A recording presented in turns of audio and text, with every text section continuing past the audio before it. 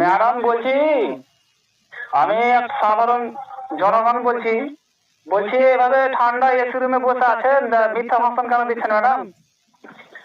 কোটি কোটি টাকা লুট করার পরে আপনি বলছেন যে বাদ বা কে বা কারা এসে বাঁধ ভেঙে দিয়েছে। বালির বস্তা দিয়ে বাচ্চা চুপ করে তুই কে রে? কে? বলছি আমি ম্যাডাম, কোটি কোটি টাকা গল্প করে বালির বস্তা, তোর বাপ খেয়ে বোকাচোদা।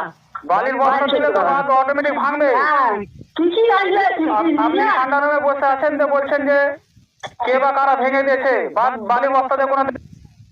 হ্যালো, আপনাকে কি কোনো কিছু প্রশ্ন করা গেলে কি আপনাদের আপনার হলে ভূত নিবি যায় ভূত পুরো বুদ্ধিকেও আপনারা ধরিয়ে দিয়েছেন।